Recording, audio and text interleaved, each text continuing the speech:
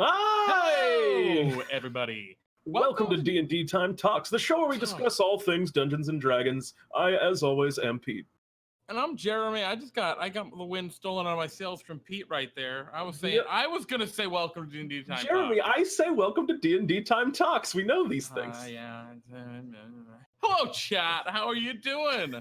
I see we got a whole bunch of people hanging out today. We got Halo 73, Bionic Shiva Sword, Go here, Bionic Shiva again, The Forgotten One, Blood to his Sword, Go here, third time, and DnDTime, and I'm sure there are more of you. Oh, and Adrian P, and I'm sure there are more of you lurking in the chat. I like that live action shot of Data coming and stalking on your shoulder there as well. It was well timed. He was sneaking up on me. Yeah, he got you almost.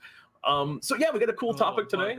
We're going to be talking about the Unearthed Arcana that came out recently. There's a couple of subclasses for the Barbarian and the Monk, a monastic tradition and a primal path. And we'll be reading through them, talking about some of our thoughts, both, flavor, balance, the elegance of the design, things like that. And I think it's going to be fun. Yeah, I'm really excited about this. I really love Unearthed Arcana. I haven't gotten super into it since, way back before Xanathar's Guide to Everything came out.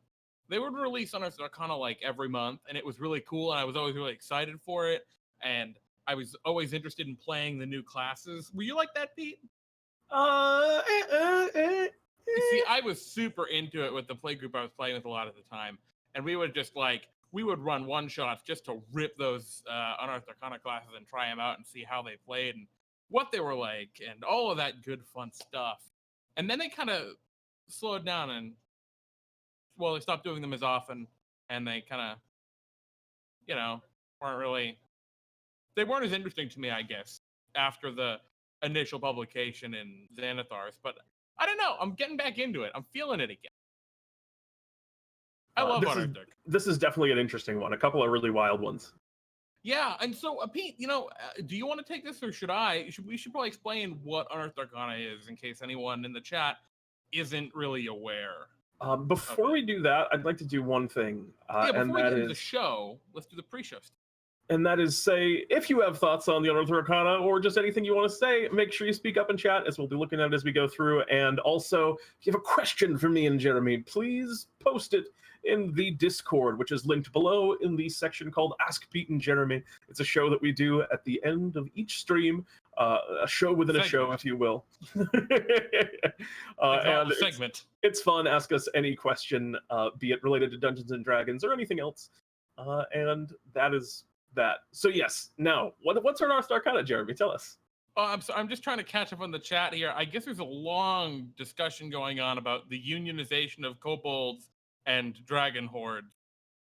Power to you, little kobolds. Good luck. But yeah, so what is Unearthed Arcana? Unearthed Arcana is a thing done by Wizards of the Coast. For anyone not familiar, they make Dungeons and Dragons. Starting at the very base level, they're the people who produce and create and publish all of the 5th edition Dungeons and Dragons content. And really they have for a very long time. And Unearthed Arcana is a segment they do. They release these periodically. It seems to be every 2 or 3 months at this point, but they used to do them monthly. And the whole point for these is to put contentious or interesting designs out there that they are considering for future content. So if you have been following DnDTime for a while, you probably saw our DnDTime Delve featuring the Artificer. Well, the Artificer came from an Unearthed Arcana supplement, and it was being tested through these free Unearthed Arcana releases and being play tested, and they gather feedback from people who play test them. And the whole point is to make sure when it comes out, it's great. And in the case of the Artificer, they're finally getting ready for it with the new Eberron campaign supplement that was just announced yesterday. It's coming out in November, I think. I'm very excited about it. I'm actually into it. Have you seen it, Pete? Have you seen the picture for it? The art? I have not seen it yet, no. Oh man, the book looks so good. The alternate art cover looks so good. I'm definitely really interested to see how these things look when they're how some of these classes and stuff are official. Yeah, well, exactly. And the ones we're going to be talking today probably aren't going to be in Eberron. But these will probably show up in new books in the future. So think of this as kind of like a sneak peek into the stuff that Wizards is working on for playable class option primarily. That's what Unearthed Arcana usually covers. So yeah, like Pete mentioned earlier, tonight it's the subclasses for a Barbarian and a Monk, and I'm pretty into these. Do you want to like take that rough, brief overview, Pete, on what we're looking at for maybe the Barbarian? Yeah, sure. I think I'm down to go like do the Barbarian, then do the Monk. In their entirety. Good way to go. Yeah, sure. So we get a primal path, which is, for anyone unfamiliar with barbarians, that's just what they call the barbarian subclasses, their primal paths. And this one is called the Path of the Wild Soul. It is it's an interesting concept. I really like the idea of it. Essentially, it is a sort of like a wild sorcerer turned barbarian in an overarching flavor. The idea is you've channeled magic from the Feywild and it's untamed, so when you go into your rage, that magic kind of surges out in strange and unpredictable ways.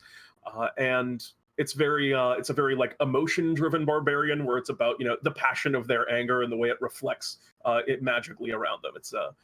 It's a cool, very cool flavor, I think, that they have for this. And that's the overarching theme that they're going to be going with as we move through it one at a time.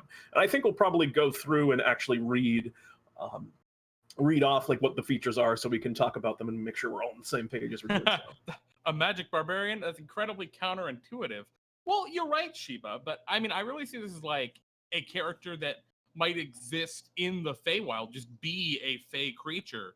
Just because something exists in the Feywild doesn't mean it can't get angry, right? And can't be mad. It's kind of an innate attunement with magic, or not attunement, but like infusion rather than casting. Yeah, I would say it's no more magical than anything like the Storm Surger or the Spirits Barbarian. Like, it's just by their rage, magic is kind of conjured. It's not like they're casting spells and doing stuff like that. They just have magic kind of innate about them.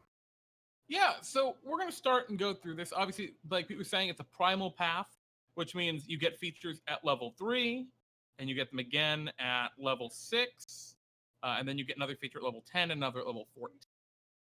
And with the Barbarian, a lot of its power comes from these subclasses. The core class is good, because Rage is such a good mechanic. It's like the core class is powerful for Barbarian, but these subclasses have a lot of oomph to them, so I'm really excited for this. But yeah, let's start at the beginning. The Path of the Wild Soul. The realm of the Feywild abounds with beauty, unpredictable emotion, and rampant magic. A barbarian exposed to this realm feels emotions powerfully, and magic saturates their body. When a barbarian who follows this path rages, it is a bellowing roar of freedom, an explosion of expression manifesting in unpredictable ways. I love that. That very good. Bellowing roar of freedom, right? That's what I see in this barbarian. I'm very into it. I can see 100% same page that I would play with that. 100% same page on that. I really like the vibe of this. Yeah, I mean, also that I'm historically a big fan of the whole Feywild aesthetic too. So I definitely think that appeals in that regard. Natty Morris is asking us, so a red-green magic card as opposed to just the red that the barbarians usually are. Yeah, I think that's for anyone familiar and versed in magic, that is a pretty good way to sum up this barbarian. It's red-green, not just red. It's gruel. So let's read the... I don't know necessarily. Anyway, let's look at these level 3 abilities, right? Yeah, let me read through Lingering Magic. I'd love to. And that is, at 3rd level, your body reacts to the presence of magic. You can cast the Detect Magic spell without using a spell slot or components. Constitution is your spellcasting ability for this spell. You faintly glow a color corresponding to the school of magic you detect. You choose the colors. You can use this feature a number of times equal to your Constitution modifier, minimum of once. You regain all expended uses when you've finished a long rest. It's a pretty straightforward ability. You can cast Detect Magic. You are in tune with the nature around you. It allows you to detect magic. I like it. It's simple. It's a cool kind of, I wouldn't go so far as to call it a ribbon, but it's a minor, kind of more flavorful feature. I really like the aspect of this feature that I really like flavorfully is that you glow with these colors to represent the magic that you detect. I just think that's really neat. Because I feel like that makes it less of a like, I'm casting a spell thing, and more of like a I'm just magic, yo. Which, Yeah, this barbarian definitely feels more of a I'm just magic, yo kind of thing. that vibe is definitely there. You just kind of ambiently glow around magic, like for sure. I agree. Yeah. Opening Now, the this is a senses. pretty cool ability. I think it's actually pretty good. I actually think it's a little better than I was giving it. I was originally gonna give it credit for. Yeah, I would say it's not a ribbon. But, yeah.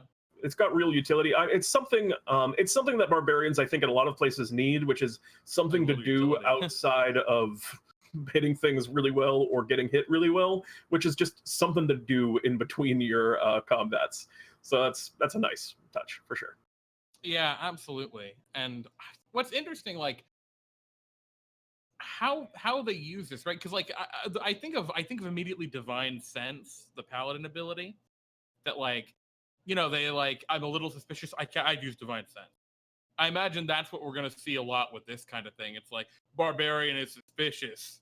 Color sense. What do I see, or what do I glow? But yeah, I love that ability. I think it's actually really nice. Yeah, a lot of ways to flavor that. The next feature is probably the most. That's the core right there. Yeah, the core, we'll say. This is gonna hold a lot of their weight in terms of their power. Is the Wild Surge. So starting at 3rd level, magic erupts from you as you rage. When you enter your rage, roll on the Wild Surge table to determine the magical effect produced. If the Wild Surge requires a saving throw, the DC equals 8 plus your proficiency bonus plus your Constitution modifier. So right off the bat, DC uses your Con modifier. That's actually going to be good. Without even looking at the abilities, that's going to be a pretty good DC usually. And then, I don't know. I just like the concept of this. When you rage, the color and everything just explodes from you. Yeah, for sure. You're into it, Pete? Oh, I really like the vibe of it. Absolutely. Okay. Let's start going through some of the options. What can happen when you rage? So we're gonna go through them all, and then I have something interesting to mention about them. But we're gonna just start with one. Necrotic. So yeah, you roll a d8, and want to switch off with these, Pete? Yeah, that sounds good. So you roll a d8 when you go into a rage, and then the magic blows up out of you, and this effect happens. And so on a 1, necrotic energy bursts from you. Each creature within 10 or 30 feet of you takes 1d10 necrotic damage, and you gain temporary hit points equal to the sum of the damage dealt. Pretty good. Yeah, it's not bad. Maybe. And a lot of these I'd like to reevaluate when we look at a later feature that you get, which is their capstone. Yeah. But 2, you teleport up to 20 feet to an unoccupied space you can see. Until your rage ends, you can activate this effect again on each of your turns as a bonus action. So you get to whip, whip, whip, whip, whip, zip around. Pretty interesting. Mm-hmm. At number 3, you conjure 1d4 intangible spirits that look like flumps in unoccupied spaces within 30 feet of you. Each spirit immediately flies 30 feet in a random direction. At the end of your turn, all spirits explode, and each creature within 5 feet of one or more of them must succeed on a dexterity saving throw or take 2d8 force damage. I'm not crazy about this one, but I think we can... Well, let's just go through them all, and then we'll talk. Yeah, I was going to say we'd come back. Because chat's got some comments too. Yeah. Number 4, Arcane Energy enshrouds you. Until your rage ends, you get a +2 bonus to armor class, and whenever a creature within 10 feet of you hits you with an attack, that creature takes force damage equal to your Constitution modifier. Number 5, plant life temporarily grows around you. Until your rage ends, the ground within 10 feet of you is difficult terrain. I'd like to also mark that one for a turn. Number 6. Well, we're going to go through them all, I'm sure. Yeah. Arcane Energy taps into the minds of those around you. Each creature within 30 feet of you must succeed on a wisdom saving throw, or you see a glimpse of the creature's thoughts, learning how it plans to attack you. As a result, the creature has disadvantage on attack rolls against you until the start of your next turn. Number 7, shadows weave around a weapon of your choice you're holding. Until your rage ends, your weapon deals psychic damage instead of its bludgeoning, slashing, or piercing damage, and it gains the light and thrown properties with a normal range of 20 feet and a long range of 60 feet. If you drop the weapon or throw it, the weapon dissipates and reappears in your hand at the end of your turn. Or at the end of your turn. Yes. Number 8, a beam of brilliant light lances from your chest in a 5-foot wide, 60-foot long line. Each creature in the line must succeed on a Constitution saving throw or take 2d8 radiant damage and be blinded until the start of your next turn. All right, so those are all of the 8 different things that could happen when you raid. So I think we should definitely evaluate these compared to what other barbarians get as their load-bearing feature at level 3, right? What was the big power that they get? And most of them have to do with raid, right? Yep, and I would say this is no exception here. I mean, it's very cleanly tied into the rage. The difference, I think, core difference is with the rest of them, I think you get a feature that affects your rage more ambiently, like while you're raging, this is a constant thing. And in this, not all of the things that you get are constants. A lot of them are instantaneous things that happen when you first start out your rage, which are initially more impactful, but in the long run might not have the scope of a lot of the traditional barbarian features. Yeah, and like I'm thinking like comparing the two, right? So one obvious thing to look at here is let's look at this first ability, right? This Necrotic Burst. Deals necrotic damage, gives you 10 hit points. You know, how many creatures are you going to hit with that? Let's assume you don't hit any party members, which you might. But let's assume you don't, right? Maybe you hit 3-4 creatures, and that's pretty lucky. Sound about right? Yeah, and I think I would also argue that hitting your party members is pretty likely in most scenarios. Like, you're probably going into a rage and running in. I guess if you're intentionally planning around it, you could run in and then rage. But yeah, but you don't know what's going to happen. You hit 3 or 4 creatures. So you get, what, an average of a D10 is 6? Yeah, 5.5, so 11, 16. 24, 16 would be the 10 hit points? Yeah. Right? I'm about right on that? Yeah, 20, 21 if, or 22 if 22. 4. We'll say 22. 22 if it's 4. So 22 10 hit points. How does that compare to, like, I guess the closest example, right, is the bear barbarian, right? That just halves all damage instead of just bludgeoning instead of just physical damage, right? And already unfavorably. Yeah. Well, and it depends on the level, right? At 3rd level, this is so much better. I mean, so much more powerful. It depends. I guess it depends on the situation very heavily. I mean, there are times where being a barbarian and getting all that. Well, we're saying barbarian, not barbarian. We're not talking about cross-classing here. I'm not talking about cross-classing. I'm saying bear totem barbarian. Getting that extra damage resistance. I mean, there's going to be times where that's completely unimpactful. There's also going to be times when, when you get one thing and it's the same. So there's definitely a lot of, there's a degree of niche. I think this is more niche than. Well, and as you get to higher level, right, that barbarian feature, the bear totem is way scales much better into higher levels for sure. But this also does some damage, so maybe that's helped to counteract it. Compare that to like Frenzy Barbarian. What Frenzy Barbarian does an extra, D12 plus 5 damage every turn with their attack? It's about. Yeah. That's pretty good. Yeah, not as. I mean, there's the exhaustion buff, but a lot of the times that gets that gets washed out in combat for the most part. But like, that's pretty. I mean, how many turns does it take to counteract to be better than this in terms of damage? 2, 3? At 3, I think you're better. Honestly, most of the time, I think a lot of the time it's going to be 1 where you get 1 creature with this, or even 2 creatures, but you get 1 attack with your massive strength buff thrown on top of it. And I think that's where we're kind of coming to with this. A lot of these abilities are either way more impactful all at once, but weaker overall over a lot of turns. And I kind of like that trade-off. Let's see. Chat was saying a bunch of stuff. There's some that are good too. I mean, there's number 4 is a good example. Until your rage ends, you get a +2 bonus to AC whenever, and you get this extra thing whenever a creature hits you. You get to react and deal them force damage. That's very impactful. +2 to AC is nothing to shake a stick at, and then you also get that damage buff on top. I think that one is like very good. Well, it's not even a reaction; they just take the damage, and that's something I really like about this. There's one that's a reaction, I think, or am I crazy? That's a later ability. Okay, there's not a lot of action economy or saving throws rolled in this The only ones that have saving throws are the weird flumps and this weird one here where you tap into the minds of creatures. All the other ones just happen. And I really like that because it means faster gameplay.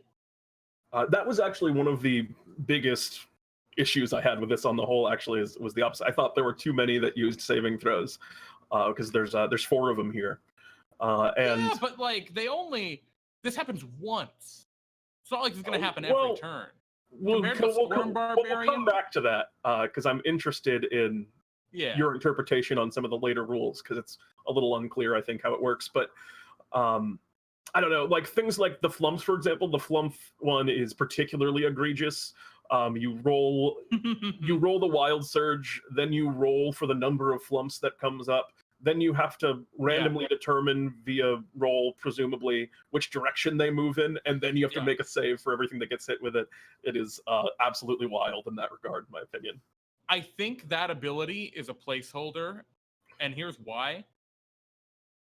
Ability 1, Necrotic. Does necrotic damage, it's the School of Necromancy. Ability 2, Teleportation, it's the School of Conjuration. Ability 4 is a shield. It's School of Abjuration. Ability 5, Plant Growth. It's, what the hell is Plant Growth?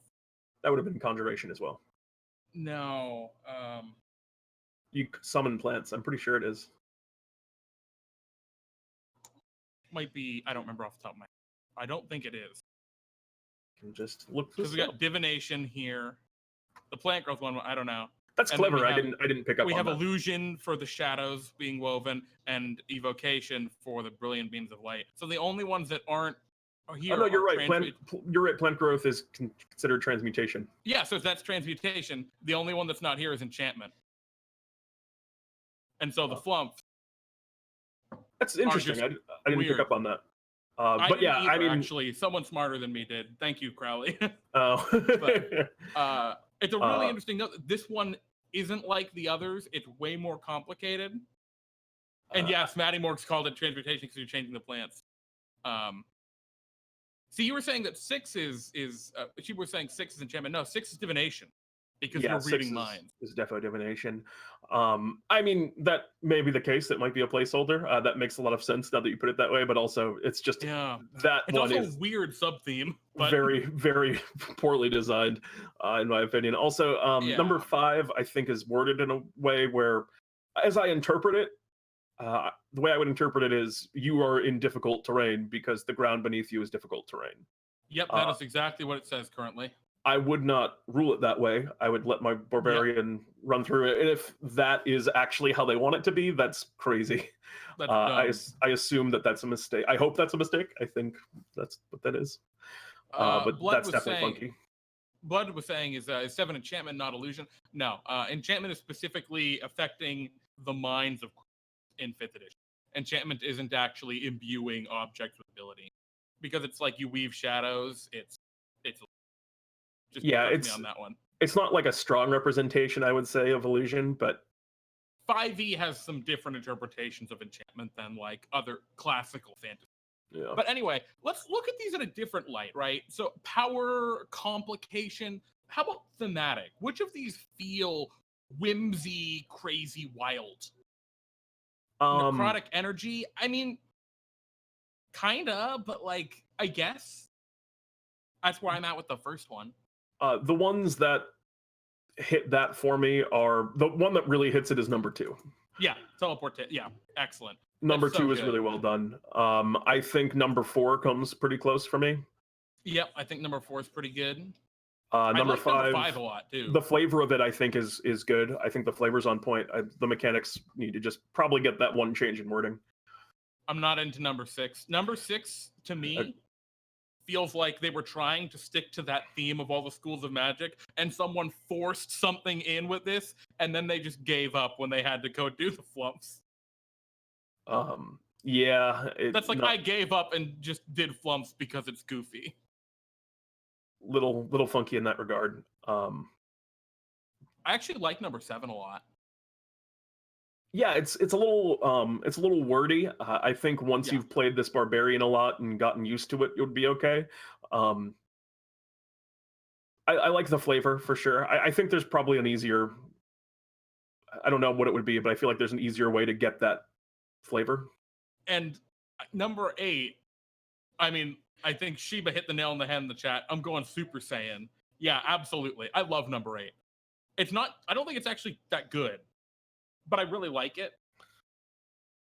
Well, also the one issue I do have with that is the implication that it shoots out of your chest. I would just like it if you just made it very clear that you targeted it, because I can definitely see a lot of DMs being like, "Oh, well, you were facing your allies, so they all get burned up." There's a lot of ambiguity in here. I mean, the flumps. Do you choose where they appear? Oh, it doesn't say. The flumps. I mean, the Right. flumps have so much going on wrong with them, but yeah, there's a lot of wacky, a lot of weirdness. Does the plant grow slow you? Does it move with you? I would say it does. Meaning that the plants immediately die once you're further than 10 feet away. I think that is the intent, because it says temporarily grows around you, implying that when they're not 10 feet, they're no longer temporarily growing and they go back. Yeah. But let's move on to the next feature I was going to say, because there's some stuff that we're going to want to circle back to, I think, when we're doing more of these. Yeah, no, I think you're right. I think we've gone on enough about those, but overall, conceptually, I really do like it. I think it's all right. I like the direction they were going. Just they need to clean it up. Yeah, I really like the vibe. If they were all as good as, zipping around with teleportation, I would be way more in on it. Absolutely. Let's talk about this level 6 feature. Go ahead, Pete. Sure. Magic reserves. At 6th level, you can channel the magic surging inside you into other creatures. As an action, you can touch a creature and roll a d4. The creature recovers an expended spell slot of a level equal to the number rolled. If the creature you touch can't recover a spell slot of that level, the creature instead gains temporary hit points equal to 5 times the number rolled. You take force damage equal to 5 times the number rolled. When you reach 14th level in this class, you increase the die to a d6. How do you feel about this one? I have never been huge on mechanics that damage the person using them. Trading hit points for effects in a direct manner like this. It's the Barbarian, so if anyone could pull something like this off, that's the class to do it on. I was gonna say let's look at it from a flavor perspective. How do you feel about this? Does this fit our theme? Do you think? I don't feel like it does. Yeah, I completely agree. I hate it, actually. So just be frank, I hate this. Yeah, I don't like it either. I hate the gaminess of if a creature can't recover the spell slot. Oh yeah, well, you can game that. The fighter can't recover a spell slot, so I am gonna just go ahead and give him a bunch of temp hit points, which is, it's not like the worst thing to happen. It's just like it feels like they wanted it to be able to do that, but they didn't. And they worded it in a weird way rather than making it feel natural and flavorful for the ability. Yeah, I guess I think the point here, right? Magic reserve is the concept they were going for is there's magic in you, and you can kind of give that, right? I think that's what they were going for. Yeah, which I kind of don't even like that as fitting in with this. I'm not super into it either. Yeah, I think the whole vibe of the class is you are wild. You have these like untapped powers, and you being able to have the focus to like actively like you take some of this power and use it. Like it doesn't seem like that's something that this flavor would be able to do. Yeah, and I see Sheba's got a great point. There's no limit how often you can use this either. So you can just, before a battle goes in, just nuke yourself down to nothing, giving your whole party a ton of temp hit points. And does it matter? Just really good. Yeah, it's needs this ability, absolutely needs, I think, to be scrapped. But if anything, some work. Yeah, I dislike it conceptually, mechanically. Healing, I don't think makes any sense on this Barbarian either. Like that just wasn't that didn't connect in my mind. Yeah. Just kind of slapped on, it seems. Let's look at number 10, because this is the opposite, I think. Arcane Rebuke. I agree. At 10th level, the crackling magic within your soul lashes out. When a creature forces you to make a saving throw while you are raging, you can use your reaction to deal 3d6 force damage to that creature. I love it. No I do save, too. just like, you're gonna use magic on me? Fuck you! This is my favorite thing. I agree. This is my favorite thing on the class. There's something also very like beyond just that part of it. It also feels very cool. I just picture like, I'm picturing them getting targeted by a mage and just the head turns and the mage is just like, oh, and gets like thrown backwards as it's like, I didn't expect them to be so powerful with the arc, like that kind of thing. It feels very storybook.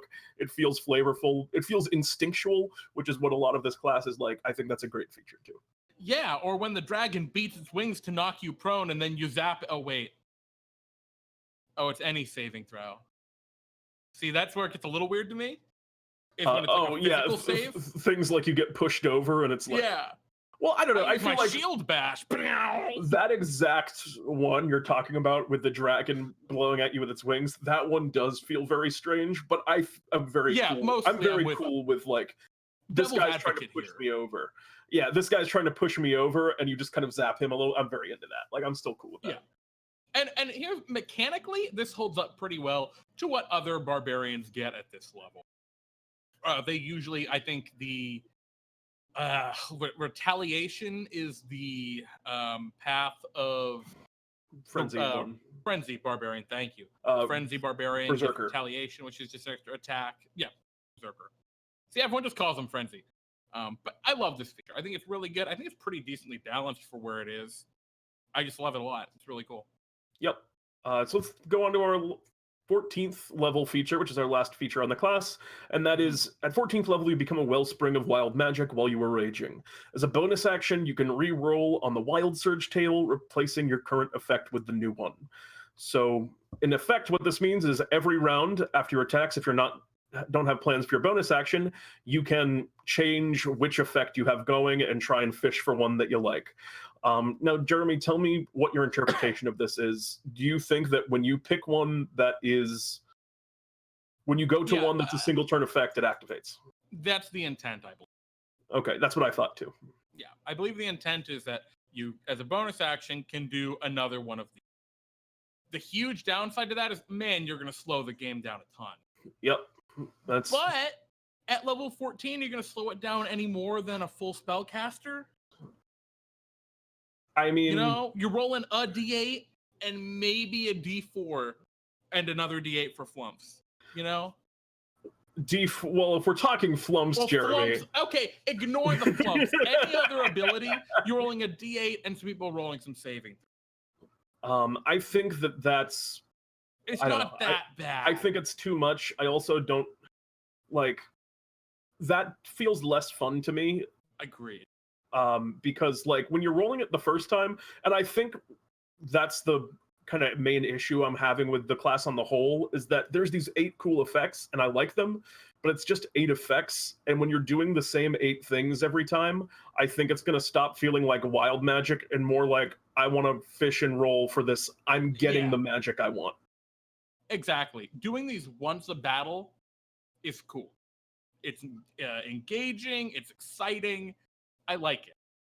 Doing this every turn would suck. I think this is a huge issue just with Wizards' concept of wild magic, because the wild magic sorcerer has the same thing, where later on at higher levels, they get to roll twice and pick which one.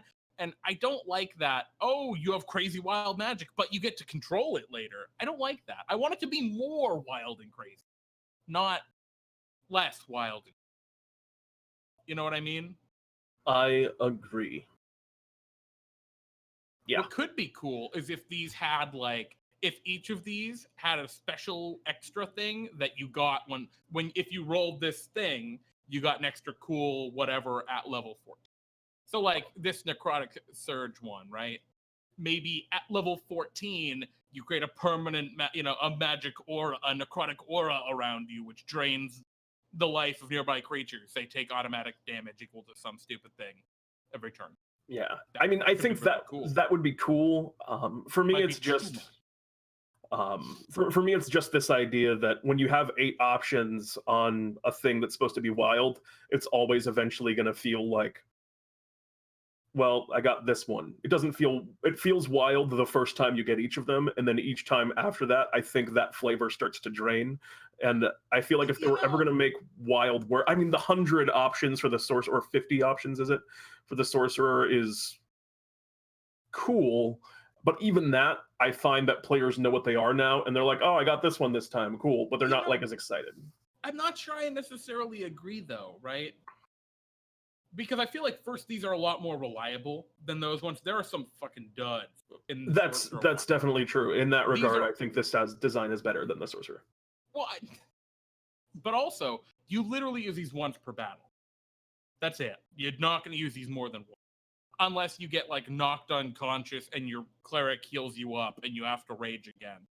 You're not going to use these abilities more than once per battle.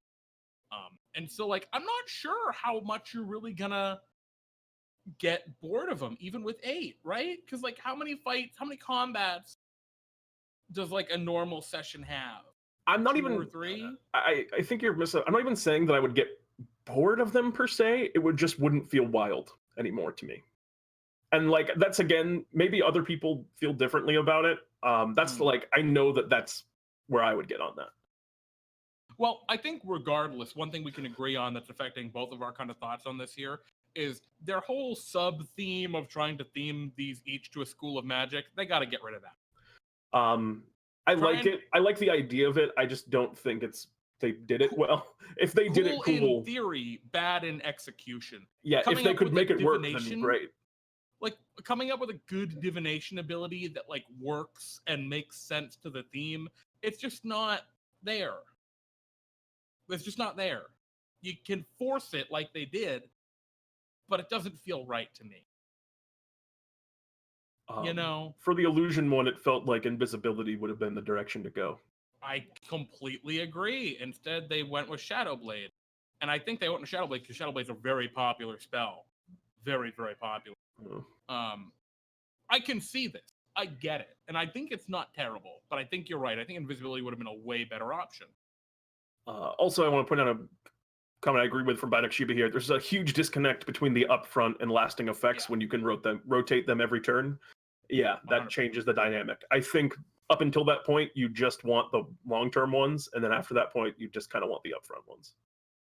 Yeah, and like I kind of get that, but I don't know. I'm kind of torn. I'm not sure how I feel about like this level 14 ability, the Chaotic Fury, because to me, it just does, like you were saying, it doesn't feel wild.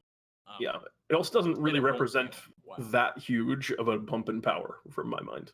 Because a lot of the times you have bigger fish to fry with your bonus action anyway, and just getting a different one of these isn't gonna... I don't know. As a barbarian, you might not have a bonus action. But I was picturing your Great Weapon Master attacks. Oh. Well, regardless, I think we can all agree, conceptually, Lingering Magic is awesome. Execution, Lingering Magic is awesome. Conceptually, Wild Surge is awesome. Mechanically, hit and miss. Some are great, some maybe strike out. Magical Reserves, 2 thumbs way down. Yep. Arcane Rebuke, 2 thumbs way up. And Chaotic Fury... I just thumbs down for me. Yeah. I mean, if they had way more options, maybe. But I don't know. So we're already at 10:10, Jeremy. So I want to get bumping on the next one. Yeah. So that was again that Feywild Barbarian. Let's talk about the way of the Astral Self. You want me to take this one off, Pete? Yeah. Read us our flavor. Or actually, why don't you just summarize like kind of what we're getting into here? Yeah. So the Astral Self monk, monks have at level 3, they get a monastic tradition, and they gain benefits from that monastic tradition at level 3, and then again at level 6, and then again at level 11 and level 17. Monks tend to get a pretty good amount of their power from their monastic traditions, kind of like the barbarian. The monk base class is good. The subclass gives them some extra juice, also pretty good. So the whole purpose of Astral Self these are your like a higher self kind of monk. They believe that their true being is this astral kind of soul, and that they can manifest, they can attune to this higher state of being, this like nirvana state of being, and they can attune parts of that to fight. basically they are creatures of mind and intellect, and their body is kind of a vessel while they're here till they can manifest this higher state of. Sound like a pretty good way of trying to summarize this kind of weird headspace monk? Yeah, and like mechanically, essentially the way the class is going to be, we'll get into the details, but mechanically what it is you're kind of basically making a suit of armor that's going to kind of hang out with you and fight for you. And it's your astral self that is the thing. But you're conjuring your astral self to do all your fighting for you. Yeah. So, do you want me to start off, or do you want to start it off with the actual reading? I'll go here. So, monks of the way of the astral self have an internal struggle with their key. They see their mystical energy as a representation of their true form, an astral self. This form has the capacity to be a force of good or destruction, with some monasteries training students to either temper their nature or embrace their impulses. Yeah. So, do you want to read the conceptually, forms of your astral self thing? yeah. So, this is something they've started doing, and I love that they've started doing this. Adding little block text, which is not part of the rules, just some ways that you can reflavor abilities. I like that Agreed. they're including it. That's smart. Some funky. This is a funky subclass. We'll just say that right now. Yeah. So, forms of your astral self. The astral self is a translucent embodiment of the monk's psyche and soul. As a result, the form of the astral self reflects the mind of the monk who manifests it. Your astral self could be a humanoid knight with a helmeted face and large muscular arms, or it could be a golden metallic form with thin arms, like a Modron. When choosing this path, consider the quirks that define your monk. Are they obsessed with something? Are you driven by justice or a selfish desire? Any of these motivations could manifest in the form of your astral self. So, interesting they went between they and your there. That threw me off. Anyway. So weird. Yeah, kind of like Avatar with bending powers. Maybe a little bit. I think there's some spirit. They're going for it all. Yeah, there's some spirit realm stuff that I think touches on the outside, is what I think he was talking about. I'm not familiar with that. Sorry, but no, not like elemental stuff. So to get into my thoughts on the flavor on this is, I like the phrase astral self, and I like the idea of them trying to make monks that are attuned to the astral realm, but this feels weirdly specific. Like, astral monks do this one exact thing, which is make this thing that's going to fight for them, and it's different for everyone, but it just feels like I like it when a subclass gives you a box to paint in, but I think this box is too small. I don't know. Maybe. I really like this conceptually. The problem I have is when you actually take it to these weirder levels. When you open it up this wide to it can be anything. And then you apply that anything to these mechanics, it doesn't work. But at least to me, my brain doesn't click. My astral self can't comprehend this. But if we made it a smaller box, right? If we kept it as a roughly humanoid, a humanoid form, right? Like a spirit person, almost. I can kind of see it a little bit more there. Are you familiar with what's the image? Angelarium? Yeah, I've seen some of the stuff from that. It's for anyone unfamiliar, it is a collection of art created by, I cannot remember his name off the top of my head, or her name, I'm not even positive. Their name off the top of my head, but they create these incredible images of basically angelic beings in kind of the biblical sense. So they're kind of weird and wacky looking, but they're like ethereal humanoid thing. That's kind of what I imagine with these almost. Yeah, that's the vibe. I don't know. It would just be funky to me. I'm a Modron, punch. It would just be weird to me. Blood Deuce said the thing that I was thinking as I was reading this through, which I've never seen JoJo's Bizarre Adventure, but in reading this, I thought to myself, this seems like they just wanted to be able to play JoJo's characters in D&D. Basically, they have these powers called stands, from what I understand, and it's just a cooler version of themselves that stands behind them and does their fighting for them. Yeah, okay, that's exactly what I imagined when I saw this. Yeah, so that's pretty much it. Let's start talking about the actual abilities, though, because I think you and I both have a weird disconnect with the box that they're trying to paint this. Yeah, it's very, very strange. You want to read Arms of the Astral Self, Jeremy? Yeah, at Arms of the Astral Self, at 3rd level, so this is right when you get the ability, your mastery of your key allows you to summon a portion of your astral self. On your turn, you can spend 2 key points as the bonus action to summon the arms of your astral self for 10 minutes. The spectral arms hover near your shoulders. You determine the arm's appearance based on the qualities of your character. When your astral arms are summoned, you gain the following benefits. You can use your wisdom modifier in place of your strength modifier when making strength checks and strength saving throws. The arms are monk weapons and have a reach of 10 feet. Your arms deal radiant or necrotic damage, your choice. When you attack with the arms, you can use your wisdom modifier instead of your strength or dex modifier for the attack and damage rolls. I'm down so far. And immediately after you use the attack action with your astral arms, on your turn, you can make 1 extra attack with your astral arms as a bonus action. The number of extra attacks increases when you reach certain levels in the class, increasing to 2 at 11th level and 3 at 17th level. All right, so while you catch your breath from that mouthful of an ability, essentially you get a set of arms. You can conjure them for a couple of key points, and they're going to do your fighting for you. They scale with your wisdom, and I just want to make sure. Oh, you can use your wisdom, so you can choose to just go dexterity, but it seems advantageous to go wisdom because it helps you. It kind of plays into your unarmored defense, which is a cooler build. And sometimes monks don't have time to focus on wisdom because they gotta. Sorry, go ahead. Oh, you had to look. Comment in chat, yeah. Well, to talk for one thing is that thing about getting extra attacks at levels with your bonus action. We're gonna get into how this thing scales, but this is just kind of better than monks. Well, no, it's not, because the idea is this is instead of your flurry of blows, right?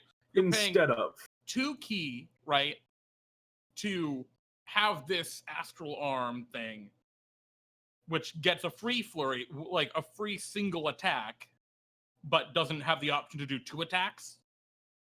Right? That's the difference here, right? This is instead of your flurry of blows feature. You're using these extra astral arms. Yes, but you're expending 2 key points to use the astral arm. So I'm with you on that. But and initially, there are times where you may want to do that because flurry of blows might be better at some of the early levels. Yeah. But it just scales. Think so. I think it scales strictly better. Well, it does. You get triple flurry of blows every time for 2 key points at 17th level. Wait, what? You get double flurry of blows. When you get 17th level as a bonus action, you get 3 attacks. Flurry of blows gives you 2. No. I know bonus action, you get 2 attacks. No, the number of extra attacks increases. Oh yeah, shit, you're right. Yeah, you get you get 3 at levels. Sorry, and then another feature, we'll get to it later, but another feature is going to give you 3 attacks. This monk gets 6 attacks every turn. It's wild. But I want to talk about a couple of things about this, though. Sure. Really, really important. And this is the face I made a minute ago. She was commenting in chat. I like how it embraces wisdom wholesale instead of splitting between wisdom and dex. Absolutely true. However, if you ever end up in a situation like this is saying, don't worry about dexterity, go wisdom. And you can do that. But if you do that, one, your armor class is going to be a lot lower, probably. Well, I mean, maybe not. Maybe it won't be that much lower because it's still split. But when you don't have those key points and you're stuck in a fight, oh God, are you boned? Because you have to have those 2 key points to go into this astral form. Yeah, you need both stats. And if you end up in a situation where that's no bueno, you are screwed. But let's compare what this compares to on the other monks, right? I think Way of the Open Hand is the one to look at. And what is Way of the Open Hand? Because it's also a combat-heavy level 3 Way of the Open Hand gets a lot of utility in the ways that you can attack. You can knock back, you can knock prone, you can prevent reactions. Is that the other one? Yeah, knock back, knock prone, prevent reactions, and none of those cost key. So compare that to this, and really the difference is... No, wait, don't they cost key? Doesn't it only happen when you use your Flurry of Blows? So yeah, the Flurry of Blows is the key cost, and it's an add-on to that. So, sorry, yeah, fair enough. But, so knock down, knock prone, which is really good. Knock back, which is pretty good. And prevent reactions, which is situationally life-saving. Compared to 10 feet of reach and radiant necrotic damage. And wisdom modifier. Yeah. I mean, I think this definitely is favorable. I think it's close. Also, there's it doesn't specify, or maybe it does and I'm missing it. But I would assume that these use your martial arts die. Yeah, well, they use their monk weapons. So yeah. Okay. Well, monk weapons don't necessarily do that, do they? I believe they do, yeah. Oh, I didn't know that. Your martial arts die instead of monk weapons. So they're only D4s at the beginning.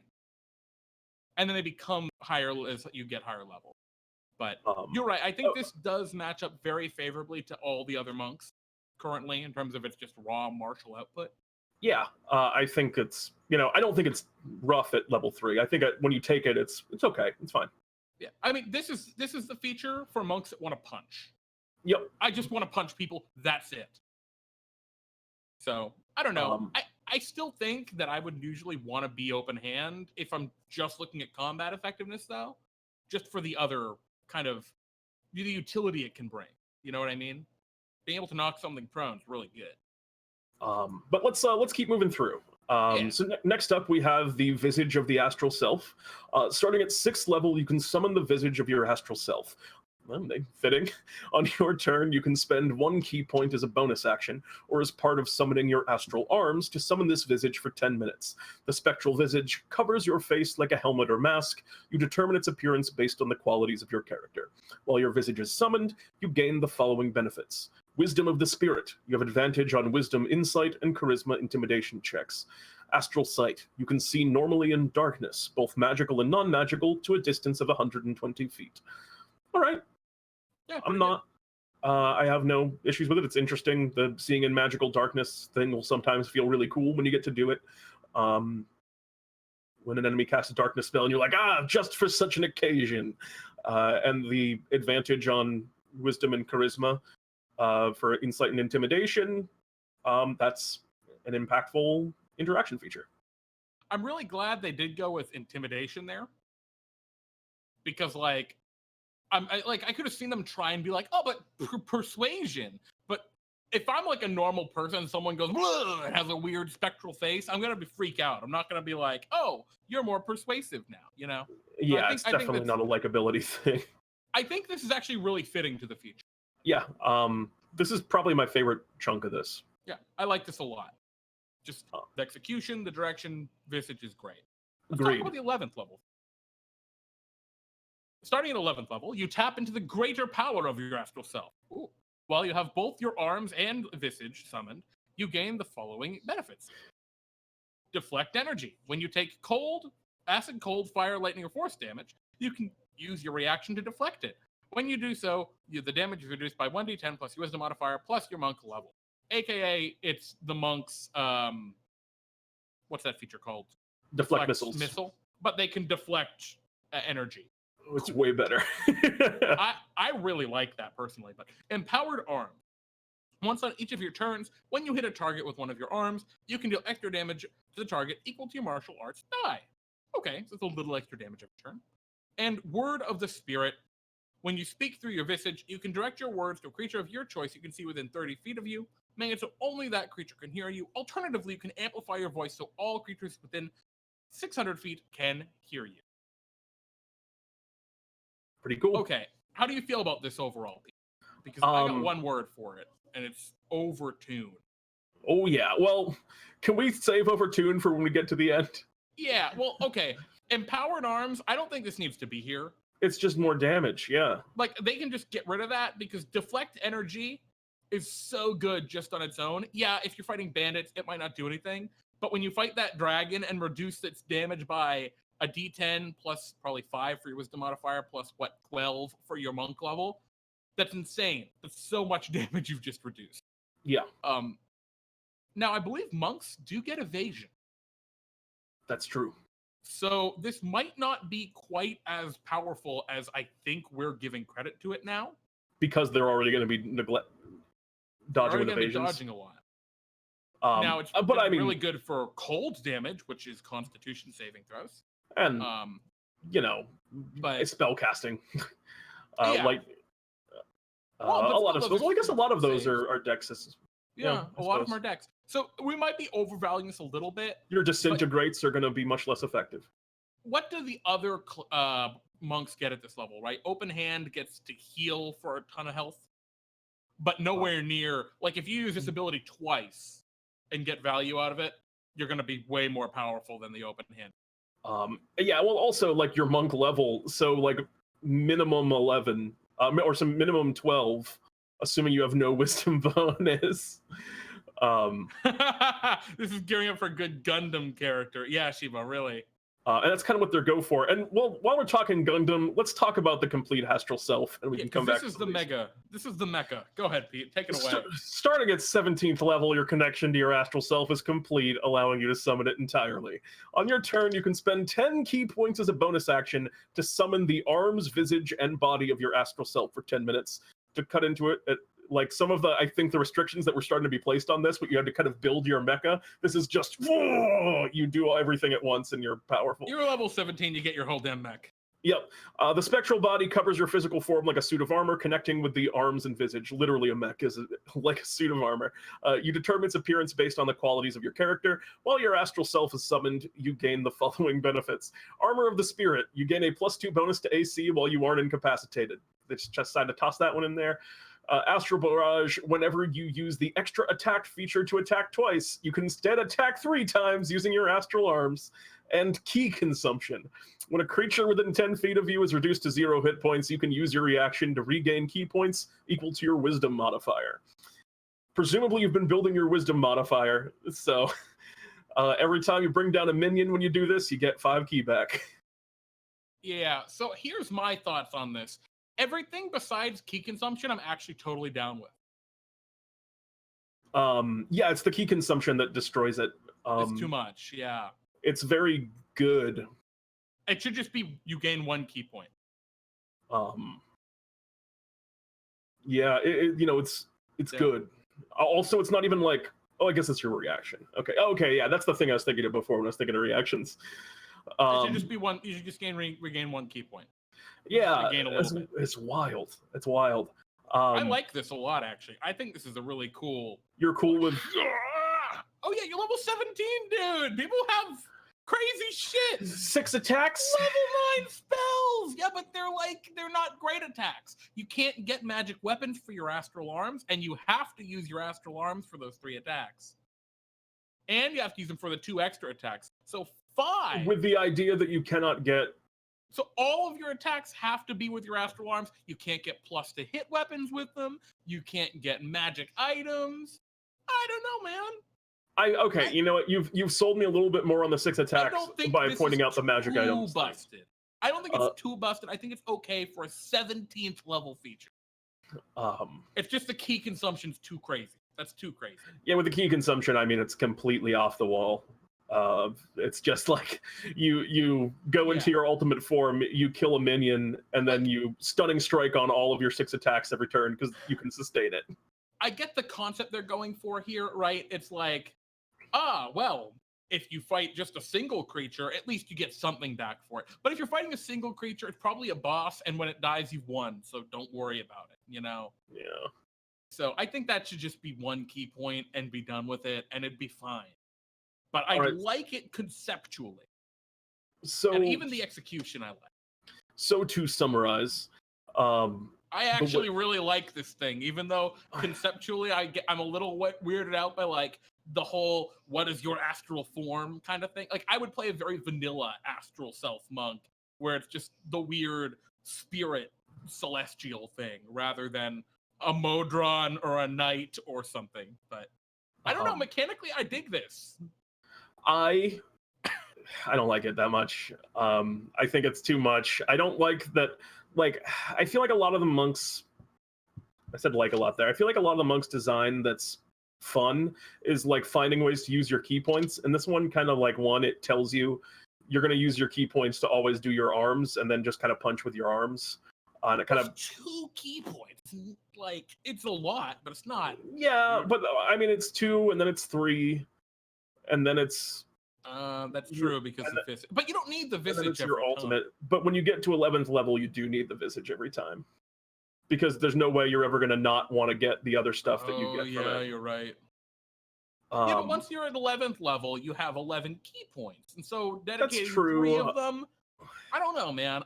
I think this is actually even in a decent place balance-wise. The real question is just how impactful that deflect energy actually, you know? Barring magic items, I think, like, if magic items weren't a thing, I would say this is busted, but the fact that you're saying magic items I mean, are a thing 17th level character, how many 17th level characters don't have magic? None. No, that's what I'm saying. No one like gets you've convinced me on that point that it's a little bit more reasonable. I'm also just like, it also feels too much like this is what you are for a subclass. Like, I like subclasses, I think just a class that does subclasses well are, the clerics. You care about nature. Here's some things that interact with nature. This is like, you have a suit of armor that you fight with. It feels very specific in terms of its flavor, which I'm not crazy about. You're absolutely right. I think this is a very narrow archetype. Yeah. But are we getting to the point with 5th edition where they can afford to start making more narrow archetypes? Maybe. I think that they could have split a difference between. I think this is more narrow than they need to be going. Perfectly fulfills the fantasy, right? Of, like you guys said, the JoJo fighter guy. Of specifically JoJo's Bizarre Adventure. That is true. Yeah, but like it perfectly fits that. Well, like if they had come out, you could do a lot with it. I think you could do a lot with this. I would be like, okay, I get it. If Wizards was like, we made this so people could play JoJo's characters, I'd be like, okay. but like, I think you could do more with it than just that. Like, I could see playing a character with this option, right? And you make your character not a monk. Like, your character is not a monk in terms of their actual practice. And in flavor, they're just always fighting with this spirit thing that they don't understand, right? Like, you could totally go in that direction. Yeah, you have to work for it a bit, though. I don't know. I think you do. I'm not sure. Because so much is shunted onto this, like, otherworldly presence, right? That is the arms and visage and body and everything. Like, you could treat this monk, right, as like a blessed, guided creature, right? Yeah. Like, it could be just a divine blessing. It could be a terrible curse that afflicts. You could play this in a lot of different ways outside of just you're part of a monastery that follows its thing. I think it is. I don't know. It has potential. I just think and I think there's also a bias that between me and you, I think both, people who've played a lot of D&D and anyone who's like really used to reflavoring stuff can find cool ways to use the chassis. But I don't know if that would occur to a lot of, people that are looking at this. Like, if this was published in a book, I feel like a lot of people would be like, oh, well, I'm playing a weird mech. Oh, sorry, guys. I'm accidentally describing the majority of the plot of JoJo, apparently. Stop spoiling the show for me. So the one thing I'll agree with you on, Pete, is at early levels, this extra attack, whatever, just free flurry of blows is too much. I'm with you there. Yeah. Anyway, it's fine. I'll say this, at the end of the day, as much as I'm not crazy about it, I would play this. Like, I would do it. I like it. Yeah, I mean, especially just because of how good it is. I'd be like, oh yeah, I want to get 6 attacks. That sounds like a blast. So in that regard, I guess in a sense, that is good design. If it does make me want to play it. Yeah, I guess. I mean, But here's the thing, right? Like, we were looking at this ability and like, oh man, that's so good. Way the Open Hand gets Quivering Palm, Pete. I know it has. I knew Quivering Palm was. I knew that Quivering Palm was going to come up at some point. I know they get Quivering Palm. Quivering. You see my hand, Pete? You see my hand? No. Anyway, point aside, I actually really think it's cool. I like it a lot. I understand what you're saying again, or your what do you call it? Apprehension. So I can understand where you're coming from there. Anyway, that's the I think that's the monk. And we're over time by a good chunk already. Yeah, so as just a super quick wrap up on this Unearthed Arcana, Pete, how do you feel about the direction, if this is indicative of the direction the design is going for 5th edition D&D, how do you feel about it? Do you like this kind of direction? For the Barbarian, my answer is I like what they were trying to do. I don't think they quite got it, but I like the direction they were headed. I'm not crazy about the direction they were headed on the monk. I'm super into both of these personally. I really like this direction just in general. The execution, even, although the monk wasn't great. I'm sorry, the Barbarian wasn't great on a couple points. The Barbarian the execution was close, yeah. I think the Barbarian gives me a lot of hope after some disappointment I've had, specifically with the Artificer. I've not been happy with the execution in that direction. You don't like the Artificer? There are some things I really just didn't like, especially in playing it. It was. I feel like part of that was the nature of the fact that there were. Well, it was a lot of things. It's not a whole lot of discussion, but I think this is a lot better of a direction. So I'm pretty happy. I'm pretty hopeful for the. Let's go on to our final segment, Pete. Our favorite segment. You ready? Yes. You ready, Pete? Squeeze. Did it do the thing? It's doing the thing now. Oh, great. All right. So our first question tonight comes from D Forgotten One for Ask Pete and Jeremy, and the question is: Enthrall versus Mass Suggestion. Which one do you think makes for sillier roleplay opportunities, in your own opinions? Mass Suggestion. Yeah, 100%. Enthrall is a weird ability which can be very good, but Mass Suggestion is a troll as hell ability. All right, next question. What is your favorite wild magic effect? Jeremy, you like the one where they summon flumps? Well, he said wild magic, not wild surge. So I think he's talking about the sorcerer. I was talking about the one from the sorcerer where you summon flumps. The sorcerer summons flumps? Yeah. That's really? What the sorcerer does. Yeah. Jeremy, you of all people have never rolled that one? Yeah, I never rolled it. I like the butterflies. I like gargantuan butterflies a lot. We missed the first question. What sort of spell, and this is from Bionic Shiva, what sort of spell or effects do you feel like 5e is severely lacking? I don't think 5e is lacking really a lot at all in terms of spells. Like, there are definitely some cool, not as combat-oriented spells that I would like to see in there. More utility-based out of combat, fun stuff. But in terms of combat stuff, I think it's really good. What do you think? I agree. My favorite wild magic, I think there's one that like turns you into a goat or something. I like that one. There's one where you cast a spell and then turns you into a sheep, maybe. I can't remember the exact description. If you have it for me, let me know. But one time I had a player cast a critical effect. I think the spell was Chaos Bolt, and they critted on Chaos Bolt, did an outrageous amount of damage, and then turned into a goat. And killed the boss as a goat. It was nice. Matty Morgs asks, roll a D100. According to the Wild Magic table, what just happened to you? I rolled a 63. What does that do? You cast Fog Cloud centered on yourself. Not bad. I rolled a... Jeremy, roll one for me. Oh, okay. Thank you, Bionic Shiba, for the dice roller in the Discord. Oh, you got a 96. Damn.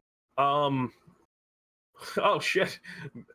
You and I guess you, Jeremy, because you're within 30 feet of me, because you're next to I'm looking at my computer. We both have gained vulnerability to piercing damage. Oh shit. Yeah, chat too. Be careful. Don't use any scissors. Yep. If you're watching this, be careful. One lasts for a minute only, though. Oh, okay. So just in the next minute, hold off all your paperwork until later. But actually, I asked, with the Wild Magic Sorcerer, the DM determines when you regain Tides of Chaos. How do you personally run this? That's a really great question. That is a good question. Jeremy, I think you have a specific way of doing it. Yeah, I mean, my opinion is that being, I think DM discretion is really important. When it comes to core class features, DM discretion, I don't think should be important. Shouldn't be up to the DM how often you get to use your sneak attack. There are mechanics on that. I don't think it should be up to the DM how often you get to use your Tides of Chaos. So, I just always do it. Whenever you roll a spell of 1 or higher, boom, chaos, let's go! I do it half measure of what Jeremy does. I do it basically every other, where it's you use your spell, and then the next round you get to get it back, and then the next round you cast the spell, the next round you get to get it back. I mean, enough of the Wild Magic Surges, right, are like, you summon 100 stupid giant butterflies, or you blow up your friends with fireball. That, like, it's okay. I think it's okay, right? Yeah. That mechanically it's fine. I agree. And I definitely agree with, in the sense that I think that you should gamify it, where I like it when the player understands how it's going to work and not me just doing it arbitrarily. And I cannot agree more with that. The player needs to understand how their abilities work. Bad design. Don't do that again, Wizard. And I'm glad they haven't repeated it here. Yeah. Maddie Morg says, a visage/stand just sprouted from you and is a badass anime version of yourself or fighting spirit. What does it look like? It probably looks like me, except super muscular and good at fighting. Mine's a Modron. Oh, shit. But probably actually a monodrone. I might be a quadrone. No, I'm a monodrone. Jeremy, don't sell yourself short. As much as I just shit on all of the monodrone stuff the Modron stuff that they recommended here in Astral Self, it'd be a now you're all of a sudden you're feeling it. I'm a Modron. Yeah. Pretend I'm a new D&D, a new player to D&D. I'm a broken Modron. Maddie Moore's also asked, pretend I'm a new player to D&D. Aside from a melee or range attack from a dagger and the finesse mechanic, what is a tip or story you can share with me to teach me about alternative uses of this item? With a dagger, specifically? I think Maddie's saying, what are some cool alternative uses for dagger that you could, like, share with a character to be like, no, I mean, the dagger is not useless. You can do this with it. I guess mine would be daggers. Yeah, they don't do as much damage as like a sword, but you can have a lot of them, and that's the thing that I love about daggers, is the fact that you can have a lot of them and you can hide them on your person in strange places. You can have a dagger in your shoe, you can have 3 on your left leg, you can have 4 on your right leg, and then you can also have one in your mouth, a tiny dagger. I don't know how big your stomach is, but that's up to your character, I guess. College of Swords Bard always has a dagger in there. I don't know. I mean, I'd probably, like, start thinking of ridiculous uses, like, oh, you can jam a door, or you can poke at a trap with it, or you can convince someone it's magic and sell it for money. Skin your enemies while you interrogate them. I feel like that's in the category of a melee attack. No, they have to be tied up when you're interrogating. All right. So, with that aside, that is all of our questions for Ask Pete and Jeremy. That's me and him, and we are them. Thank you, everybody, for hanging out this evening. I really like this. I like looking at this new stuff and seeing what's coming down the road for Dungeons & Dragons. It can really help to either inspire me and get me excited, or make me very sad. But in this case, I'm very excited.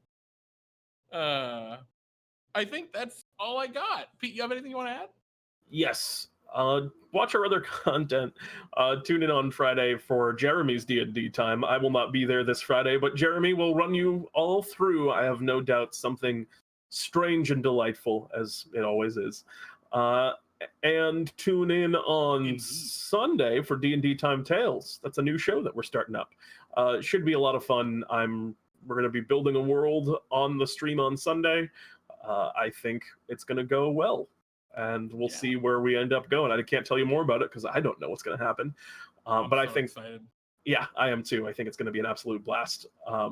And last but not least, actually last but most, say thank you to Jeremy for making the website look so good and great and wonderful. I'm sure there'll be more discussion about the website on Friday, but he's worked really many an hour on making it gorgeous, and it came out great. There's a new website, DnDTime.stream. Check it out.